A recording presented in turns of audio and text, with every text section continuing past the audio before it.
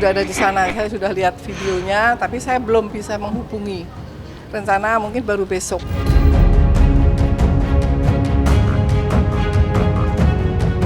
Tapi saya lihat aja di video itu, kok masih ditutup matanya itu.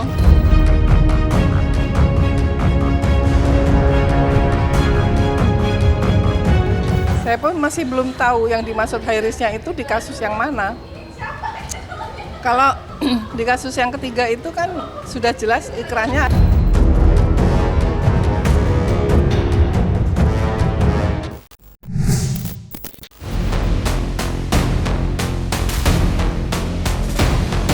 Geliat perjuangan Amar Zoni akhirnya berbuah manis usai harapannya untuk menghadiri sidang lanjutan. Perkara dugaan peredaran di dalam rutan secara langsung dikabulkan oleh majelis hakim. Keputusan itu diumumkan dalam agenda sidang sebelumnya yang digelar pada tanggal 11 Desember 2025 silam di Pengadilan Negeri Jakarta Pusat. Dan menjelang agenda sidang yang akan diselenggarakan pekan ini, bapak dua anak itu sudah menjalani proses pemindahan sementara dan sudah tiba di ibu kota. Yang mana ia ditempatkan di Lembaga Pemasyarakatan Narkoba Cipinang, Jakarta Timur.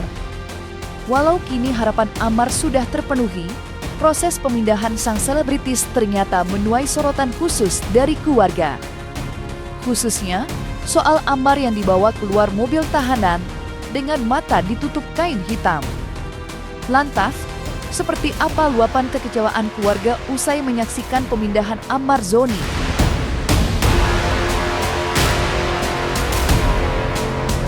Sudah ada di sana, saya sudah lihat videonya, tapi saya belum bisa menghubungi. Rencana mungkin baru besok.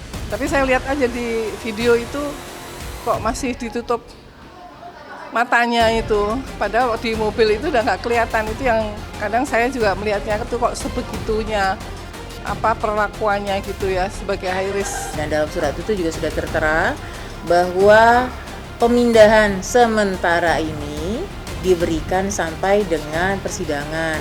Setelah persidangan, maka yang bersangkutan dan kawan-kawan, Amar Zoni dan kawan-kawan wajib dikembalikan lagi ke Lapas Super Maksimum Security Karanganyar. Yang seperti kami sampaikan, Amar Zoni selain tahanan yang sedang menjalani pidana, juga merupakan warga binaan dengan tingkat risiko atau warga binaan high risk yang ditempatkan di Lapas Super Maksimum Security. Saya pun masih belum tahu yang dimaksud high risk-nya itu di kasus yang mana.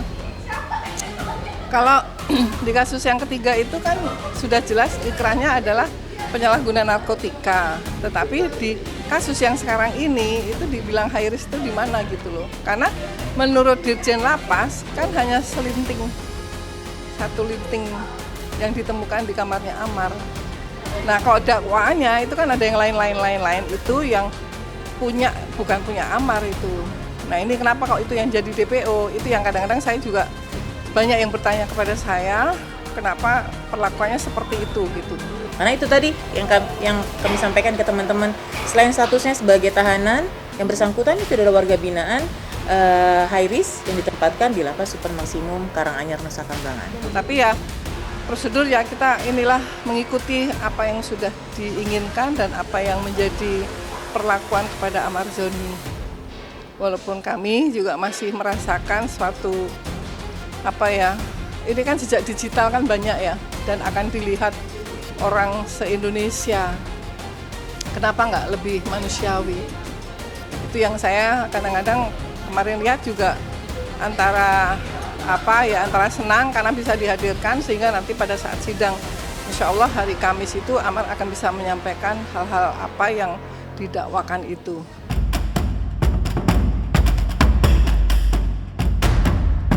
Keberadaan Amar Zoni yang kini sudah menginjak ibu kota sejatinya tidak membuat penanganan dari pihak aparat berwajib menjadi berubah 180 derajat.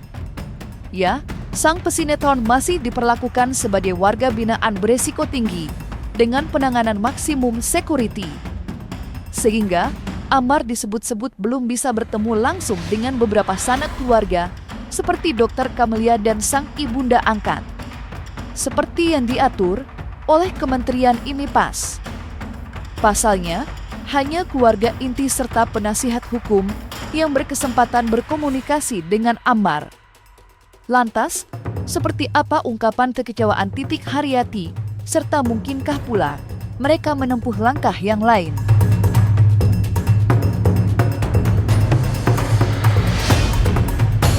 Ditemuin belum, tapi saya sudah minta nanti Pak John untuk koordinasi ke Cipinang bersurat atau bagaimana supaya bisa ya paling tidak itu bertemu.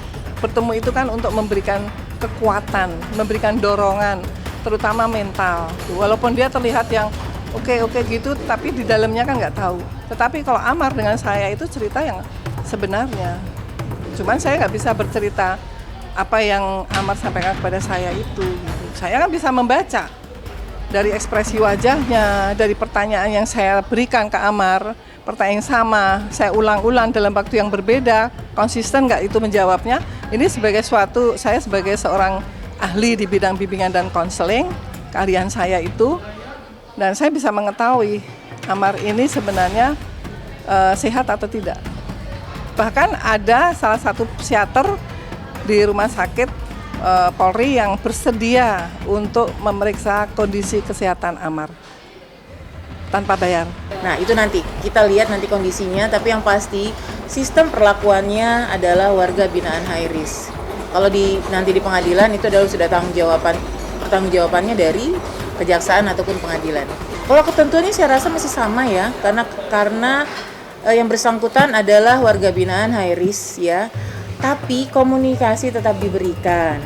Untuk narapidana high risk, seperti saya sampaikan kemarin ke rekan-rekan media, saya kemarin wawancara dengan Indonesia bahwa adanya komplain dari keluarga bahwa mereka tidak bisa berkomunikasi. Perlu kami sampaikan, untuk warga binaan high risk, komunikasi yang dilakukan memang tidak tatap muka langsung, dilakukan secara online, dilakukan seminggu sekali. Yang bisa berkomunikasi hanya keluarga inti. Keluarga intinya itu adalah anak kandung, istri, dan untuk kebijakannya lagi itu adalah orang tua kandung, adik kandung, kakak kandung. Di luar itu memang tidak ada dalam aturan. Nah, karena dia tahanan maka diberikan komunikasi dengan pengacara.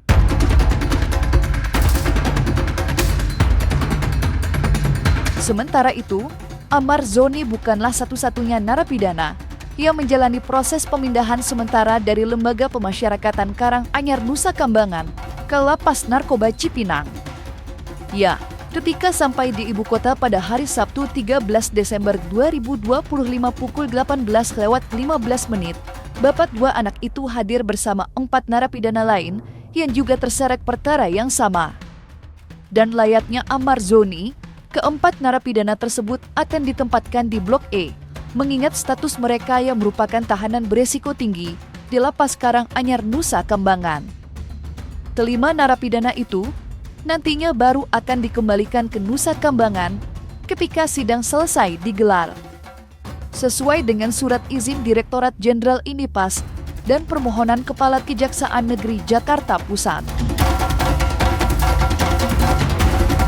Ya, jadi prosesnya tentu mengikuti hasil sidang pada hari Kamis yang lalu ya, bahwa hakim sudah meminta kepada CPU untuk bisa menghadirkan terdakwa ya, dalam hal ini kan Ammar Zoni dan teman-temannya itu, di mana yang pada minggu sebelumnya tanggal berapa itu 11 ya, itu kan masih belum bisa dihadirkan. Tetapi pada saat itu kan Pak John ya sebagai PH-nya minta supaya bisa dihadirkan, dan juga supaya minta kepada Pak Menko, Pak Prof Yusril ya untuk bisa dihadirkan. Ternyata minggu lalu itu surat diterima dari Dirjen Lapas itu, informasi dari CPU itu kan baru hari Rabu malam, sehingga proses penjemputannya itu belum bisa dilaksanakan dengan pada minggu lalu, sehingga disampaikan bahwa izin untuk bisa menghadirkan Ammar Zoni itu adalah Kamis nanti depan. Nah, Kamis depan, sehingga kemarin itu sudah pemberangkatan dari Nusa Kambangan ke Jakarta. Jadi sekarang ada di Cipinang, Lapas kelas 2A narkotika. Pasti koordinasi antar instansi lah, baik kejaksaan, dan juga Direktorat Jenderal Pemasyarakatan. Kalau perkapannya, karena memang ini pelaksananya ada dari Kejaksaan, di sana juga disebutkan dalam surat keputusan itu bahwa yang bertanggung jawab pada pelaksanaan pemindahan adalah pihak peminjam, dalam hal ini adalah dari Kejaksaan Jakarta Pusat.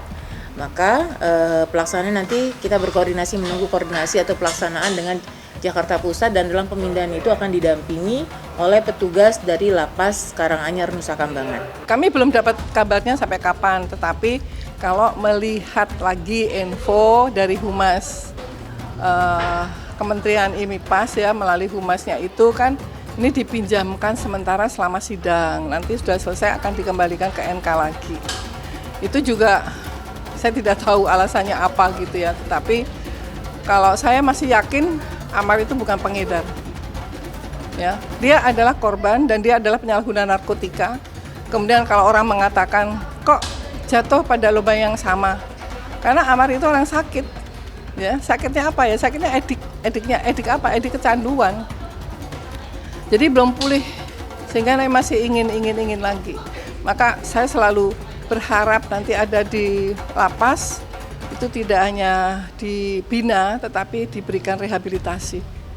Itu sudah sesuai dengan Undang-Undang Narkotika. Sesuai dengan keputusan Bapak Direktur Jenderal Pemasyarakatan, setelah selesai persidangan, Amar Zoni dan kawan-kawan harus dikembalikan, karena kan judulnya peminjam ya, dipinjamkan ya, harus dikembalikan lagi ke di Lapas Karanganyar Nusa Kambangan. Di lain sisi, agenda sidang lanjutan yang akan diselenggarakan pada tanggal 18 Desember 2025 mendatang tentunya menjadi babak yang baru dari kisah panjang perjuangan hukum Amar Zoni. Untuk pertama kalinya, Amar mampu hadir secara langsung di ruang sidang untuk melakukan pembelaan terhadap perkara dugaan penyebaran barang haram dalam rutan yang kini didakwakan kepadanya. Tentu masih segar diingatan bahwa pihak Amar selalu berjanji bahwa dalam kemunculannya, mantan atlet pencaksilat itu akan menyingkap tabir gelap yang selama ini menyelimuti. Lantas benarkah Amar akan menguak sosok oknum APH yang diduga-duga ikut dalam pusaran hitam penyebaran barang haram? Hari Kamis nanti tanggal 18 ya, hari Kamis depan ini. Ya, hari Kamis nanti kan Amar hadir. Tentu kemarin itu kan agendanya adalah dari eksepsi yang sudah disampaikan dari pihak Pak John, kemudian disampaikan oleh JPU, kemudian JPU kan menolak semua, sehingga kan perlu JPU menghadirkan para saksi-saksi. Nah, ketika para saksi itu kan nanti kan Amar kan sebagai terdakwa kan akan juga menyampaikan bahwa ini tidak, begitu. Nah, ketika itu kemudian tidak kan tentu nanti ada bantahan juga dari pihak Amar bersama dengan bukti-bukti. Mungkin akan nanti sampai kepada saksi-saksi ahli. Mudah-mudahan Amar ya sesuai dengan janjinya akan membongkar perkara-perkara peredaran narkotika dan birokrasi di lapas. Nah, ini kan tujuannya kan baik supaya ke depannya ya mungkin lapas ini akan terbebas dari peredaran narkotika, dan kemudian juga kan ya supaya nanti akan ketahuan juga bagaimana perannya dari para petugas lapas kok bisa barang yang harus diawasin ya kan bisa ditangkapnya di dalam. Harusnya kan fungsi pengawasan itu kan pencegahan harusnya kan. Ibarat rumah kita ini, masa dibiarkan maling masuk ke dalam dulu baru ditangkap? Harusnya kan sebelum masuk udah dicegah. Dan kemudian yang memasukkan itu siapa? Nah, ini harus ditelusuri. Terlepas dari seperti apa kelanjutan proses persidangan, serta sederet kontroversi yang menodai proses pemindahan sementara, dipindahkannya Amar ke ibu kota, tetap berhasil melukiskan senyum di wajah keluarga. Khususnya untuk Dr. Kamelia, kekasih Amar yang senantiasa mendukungnya dari luar jeruji besi. Bagaimana tidak, untuk pertama kalinya, Dr. Kamelia dapat berdiskusi sembari menatap wajah Amar secara langsung. Kebahagiaan itu sebenarnya sudah terlukis jelas sejak agenda sidang sebelumnya. Karena bagi Dr. Camelia dan keluarga, kehadiran Amar tidak hanya penting untuk kepentingan persidangan, tetapi juga menjadi penopang moral di tengah kasus yang masih terus berjalan.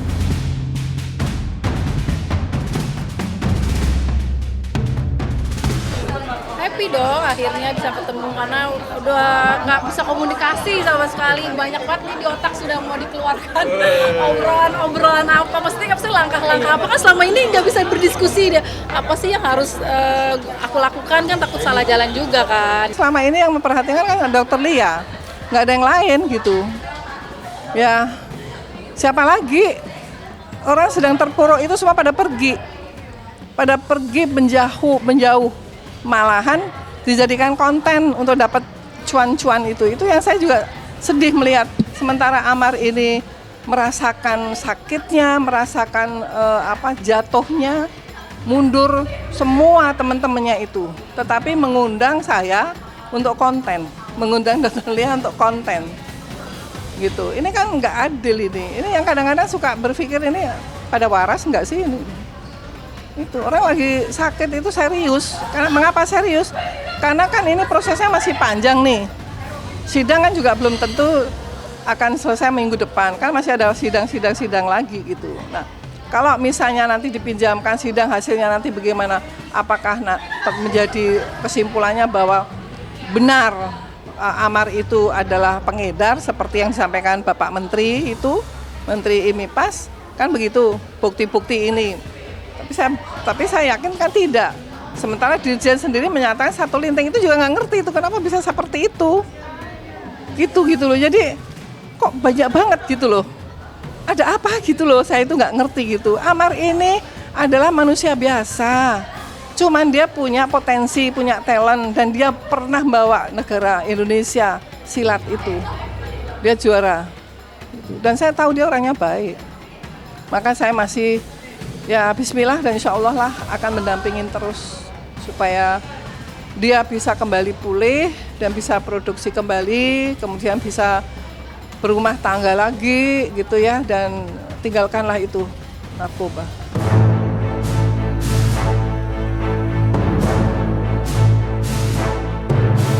Dan jangan lupa untuk like, subscribe dan juga share channel YouTube Cumi Cumi.